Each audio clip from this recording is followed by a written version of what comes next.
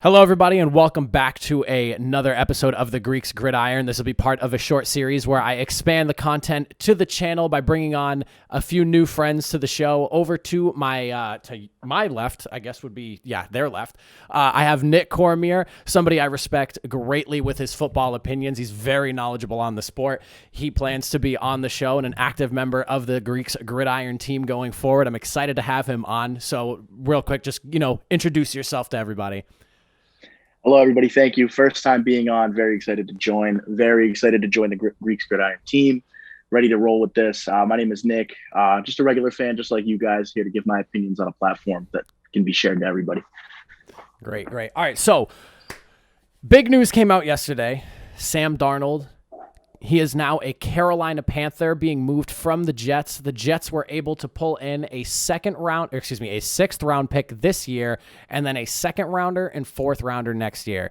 Now, this leaves a lot of questions because now, apparently, from what I was looking at, and I don't know if you saw this, Nick, but apparently the Panthers were the only suitor for Sam Darnold. At some point, it seemed like there was like 3 or 4 teams at least looking at Sam Darnold, but his market kind of dried up as people were getting picked up in free agency. And now that the 49ers have traded up into number 3 and like the 1, 2, 3 selection is now expected to be all quarterbacks, it kind of seemed like there wasn't really anybody in the market left for him. I guess it was just Carolina, so it was kind of like a matter of the Jets just taking what they could get at this point. And I feel like they got a pretty decent price for Sam Darnold. I'm kind of curious of what your thoughts are.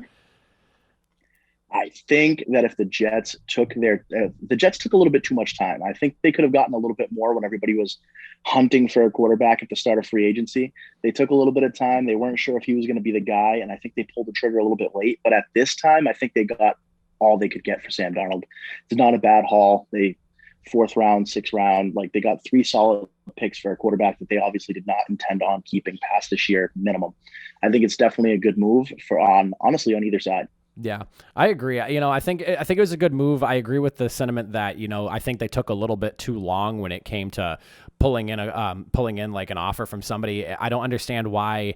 And maybe it's because of the fact that after Zach Wilson's pro day and getting to meet him and everything like that, because it seems to be that everyone's assuming he goes there, that, they weren't really sold on what the future was going to be. So maybe that was the reason they waited so long. But it always felt to me like Sam Darnold wasn't going to be in New York next year. And so I was confused as to why they waited so long. But I mean, a second rounder next year with the 4th and the 6th as well, I would say that they got a pretty decent compensation. I don't know if I would equal that to the first rounder that other people were saying that they were potentially going to get earlier on in the offseason before everyone started getting signed up when free agency kicked off. I think it worked out about as good as it could at this stage in the game. Some people were saying that the Jets finessed the Panthers. Some people were saying the Panthers finessed the Jets. Who do you I think that both teams kind of I would say it was like an even toss-up between the both of them. I don't think anyone really won or lost the trade. I think it worked out for everybody. Sam Darnold gets an opportunity around some solid weapons to really show what he's made of. The Jets get compensation for him. The Panthers get who it seems like they assume is going to be their quarterback for the future. They picked up his fifth year option. So it seems like everyone kind of won. I'm curious what you think about that. I mean, so there's no way that either team lost this trade. The Jets get 3 draft picks that they otherwise wouldn't have had that they can build around Zach Wilson. And you just knew, like you said, you had the feeling he wasn't going to be in New York. Zach Wilson has been their guy since pretty much week 17. It's been between Justin Fields, and then as soon as you get closer to the draft, it switched over to Zach Wilson, and Zach Wilson's been their gem. Why keep Sam Darnold if you're going to draft a quarterback? You're just paying 2 quarterbacks. It makes no sense there. So you might as well get all you can for Sam Darnold now. And then on the Panthers side, Teddy B isn't their guy. He's not. He came in, he was mediocre at best. And unfortunately for him, because I'm a big Teddy Bridgewater guy, but he was mediocre at best. And you can't have 2 quarterbacks on that roster that you don't want. So they're looking to get rid of Teddy B. Sam Darnold comes in. He's a dynamic player. He's not trapped under that horrible dark cloud that Adam Gase is. I think that if he excels, both teams won this trade. Yeah, definitely. I think so as well. And when I look at it, like from the Jets' perspective, like all this extra capital just adds to what they can bring for the team, for whoever they plan on bringing in to build around Zach Wilson.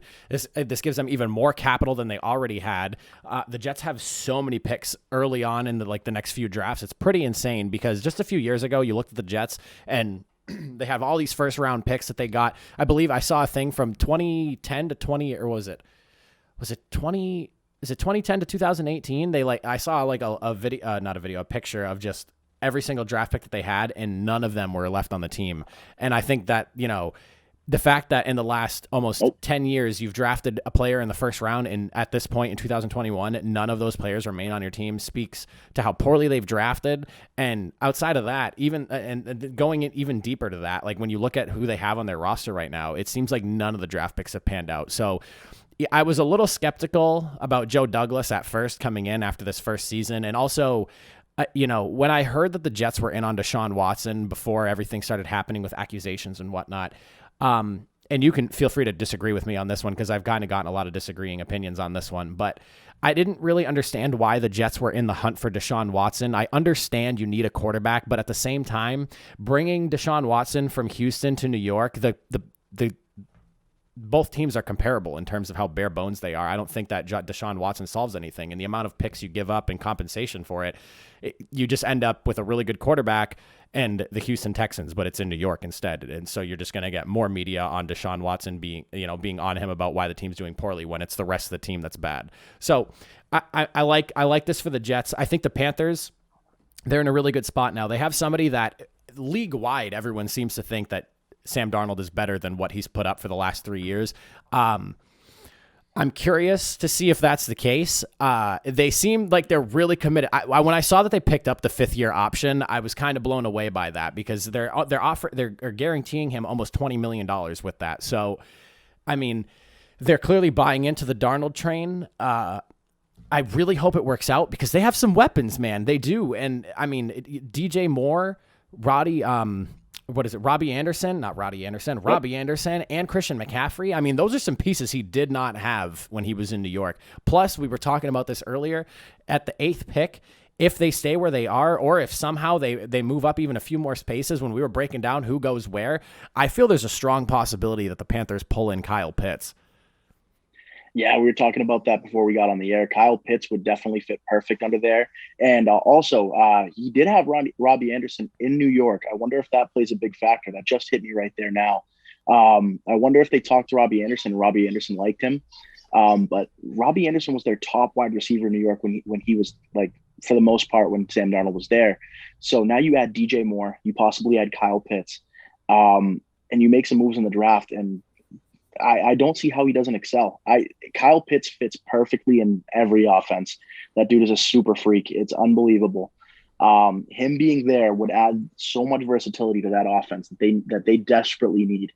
And you could see them make some noise. I don't know about year 1, but they picked up that 5th-year option. Year 2, you could have Sam Darnold in the playoffs. I see it. I'm a Sam Darnold believer. That Panthers team wasn't bad last year. I mean, they lost a handful of games by 7 points or less. I don't know what the exact number was, but I remember them losing a lot of close games and somebody talking about that. And, I mean, if Sam Darnold's the upgrade that they think he is at quarterback, and like we were talking, Kyle Pitts, I mean, so to make sense of this for the people that are wondering why we're saying Kyle Pitts in Carolina is with the first 3 picks at this point solidified as quarterbacks. Number 4, it sounds like the Falcons are willing to move down. They're fielding trade offers. I don't think somebody's moving up to the number 4 spot to draft Kyle Pitts, even though I wouldn't be surprised if somebody would do that. I don't think that would be the move. I think everyone's kind of quarterback happy right now, and I think you would probably agree with me on that one too.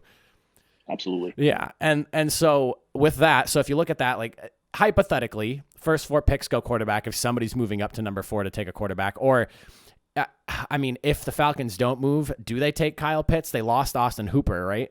Last year to the Browns? Or was it this year? Added Hayden. It was last year's. Last year was their first year without him. They added Hayden Hurst. So they have that tight end position pretty locked down. I mean, a 2 tight end set would never hurt anybody. But yeah, if the first 4 picks go quarterback, I have seen reports that the Panthers aren't out of the question in drafting a quarterback too. I'm going to completely disregard that. You're not going to spend 5 draft picks on 2 quarterbacks after a trade and draft. As long as Kyle Pitts slips by Detroit, I think he's there. Yeah, I think me he too. I mean, the first 4 quarterbacks, the Bengals have to select an O-lineman. I see people saying Jamar Chase, that the Eagles traded down because they thought they were taking Jamar Chase. They have to draft. If it's not Sewell, it's got to be Slater. And if it's not Slater, it's got to be like Darisaw or somebody. It's got to be one of those. It's got to be one of those top tackles. But they need a lineman. And then if you look at the Dolphins, they're not taking a tight end. They're going wide receiver more than likely. Then, like you said, like the Lions. They have TJ Hawkinson. Whether they're completely sold on him or not, I guess would be whether they decide to draft another tight end or if they want to run 2 tight ends. But the Lions have so many holes, and there's a lot of really good skill players available that they could grab. I think that more than likely, it's got to be Pitts to the Panthers at 8. Man, that offense, just McCaffrey catching. He's literally a wide receiver and a running back. Then you got DJ Moore, Robbie Anderson. Oh my gosh. Kyle Pitts is just mismatching everyone because who's going to cover him? The dude runs a 4. What did he run in his pro day? Was it a 4? I need to look up. It was like a 4. It was like a 4.44 something. It was like a 4.44 or something. That's a wide receiver speed. You were just saying earlier, he's the best wide receiver in the draft, and he's a tight end. It's unbelievable. He's the second coming of these hybrid tight ends, these Travis Kelce's, these Rob Gronkowski's, where they can block and they are just athletic freaks. And then you give him the speed of a regular run-of-the-mill wide receiver, like a speedster wide receiver, and he's going to be lights out. Any team he goes to, he's going to benefit from them, and that's why I have him going to the Panthers as well. It's just too perfect of a fit for it not to happen. Yeah, I agree. And the Panthers defense wasn't terrible last year. I know that they have some spots they need to fill in there, but I think like the fit just sounds so good. Pitts to the Panthers, man. Him in the silver and in the baby blue, or the Carolina blue, I just think it would look good. He would be a great security blanket if he's not already checking it down to McCaffrey. The whole thing just makes so much sense to me. Now, the Panthers are in a tough division. Or I guess that's debatable now because Drew Brees has gone from the Saints. Is Jameis Winston going to be, or Taysom Hill, whoever ends up winning the starting job out there, going to be able to replace Drew Brees and keep the Saints within the playoff hunt? But how do you think the Panthers stand now in their division? I kind of assume that the Buccaneers are going to win the NFC South this year, just because I think you're correct. They didn't lose a game once they got things clicking. So. And they're the first team. So they're the first team in a long time to bring back every starter from a Super Bowl winning team. Mm-hmm. All 22 are coming back. I think they take the division. I think the Saints are going to fall off under the play of Jameis Winston. I love Jameis Winston. I'm a big Jameis Winston guy, but he's Jameis Winston. He's an entertaining quarterback who's going to throw the ball to the other team half the time. He got LASIK though. He's going to be able to see. Yeah, I think that he should have been able to see those linebackers he was throwing pick sixes to all his last year in Tampa. Unbelievable, but I think that they could finish third in the division now, maybe pick up a second wild card spot if they're lucky, and then I really think that they, mixed with this draft class, could really break in on year 2. Mm-hmm. With Sam Darnold. Yeah, I think if they hit really well in this draft, if they do take Pitts, oh man, I'm all for that idea. I would love to see. I want to see Sam Darnold succeed. I'm among the group that thought he was really talented, and it sucks he was in New York, because for the very few Jets games I did get to see, there are moments where I see him making plays and I'm like, damn, man, like, how does he look this good? But the Jets are just so bad. And then you look at like who he's playing with and you're like, oh, okay, well, this makes sense. They're terrible. But I've always been on the side where I'm like, man, if Sam Darnold was somewhere else, I wonder how good he would be. So I'm excited to see him being put in an offense that, did pretty well with Teddy Bridgewater last year and didn't even have Christian McCaffrey. And they didn't do, they obviously didn't make the playoffs, but they didn't do terrible. What was their record last year? I want to pull that up. NFC South. So they went 5-11, and they lost a handful of close games. So, if they're putting up more points, if the defense can improve, and under Matt Rule's doing a really good job over there. I'm really impressed with what he's doing. He's a Patriots guy, isn't he? Or no? Who am I thinking of? I know he came from Baylor. Matt Rule. Who am I thinking? I'm thinking of the special teams guy over in New York. What's his face? Joe Judge. Yeah, Joe Judge. I'm thinking of Joe Judge. That's right. Joe Judge is the Patriots guy. That's who I'm thinking of. But yeah, I think Carolina definitely. So where do you think the Saints are going to be then? If you think Carolina's going to get third, do you think the Saints can make it to like 10-7, or maybe 9-8 since we're looking at a 17 game season now? That the records just make me cringe. That 10-7, 9-8. Like that. If you're 10-7, you're not good. If you're 10-7, you're not good. You lost 7 games. Yeah. It's just going to be a weird adjustment. I think that the Saints fall off immeasurably. They're going to lose a lot. They've had to cut a lot of players. They lost Emmanuel Yeah, they've Sanders. lost a lot of people too. Yeah, I could see them. I could see them being last in the division, completely and honestly. Maybe second, but if they really do well, maybe second. But I could see them even finishing last behind even the Falcons. I think they could fall off this year. Really? Oh wait, you're saying the Saints? Yeah, the Saints. Yeah, okay, yeah. So Carolina. So you're expecting Atlanta to probably surge up this next year then and be better than the 4-12 they were this past season. Talk about a team that loses a bunch of close games. If they could turn close games and close losses into close wins without Dan Quinn, I think that they might jump up. The Panthers might jump up, and you'll see the Saints at the bottom of the division. Oh man, damn. So Carolina probably third, Atlanta second, Tampa Bay at first. Oof. I like the prospect of Carolina. I think they're looking good this year. I think the Sam Darnold trade was really good overall. I don't like you said, and I agree with you. You know, having Robbie Anderson there, somebody he's familiar with, and you know, the prospects just look so good. If this draft goes well for them, if they get Kyle Pitts, dude, there's no reason the Panthers aren't fighting for, you know, the number 7 or 6 seed. There's no reason. And I mean, and if I remember correctly, did they give Tampa Bay some fits when they played Tampa Bay, or did they get blown out? I feel like I'm remembering them having a tight game with Tampa Bay. I think it was tight for a minute, but then Tampa Bay walked away on one of those games. Yeah, it was close. It was close, like towards the end. I want to look it up real quick and see what we have. So it was 31-17.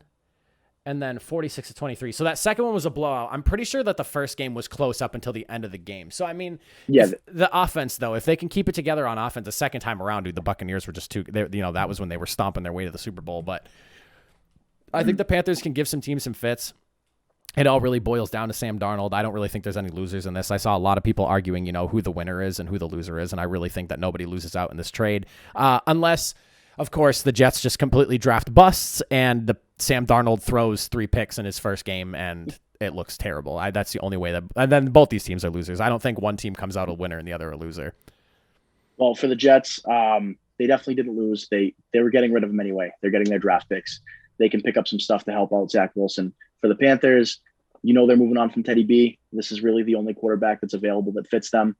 You got Sam Darnold with Matt Rule and Joe Brady. I think that, like, there's no way that neither team doesn't win off this trade. Dude, if Sam Darnold has a really good year, Joe Brady's in the conversation for having a head coaching gig, I think. Absolutely. If they can get Sam Darnold to the Sam Darnold that everybody was talking about pre-draft when he was drafted. You cut out just a little bit. All right, no problem. If they can get Sam Darnold back to the prospect Sam Darnold, where we were hearing that might go number 1 overall, Joe Brady's going to get a head coaching job in a year or two. Oh yeah. The prospects are looking good for the Panthers. I'm excited to see what happens. But that's our thoughts on the Sam Darnold trade. Hopefully it works out for everybody. I really hope. Sam Darnold, 23 years old, like, he has so much potential. Everyone in the league seems to think that he's going to end up being good. I am amongst that group. I believe Nick is amongst that group as well. It should be a pretty interesting season having him over there in the Carolina Blue.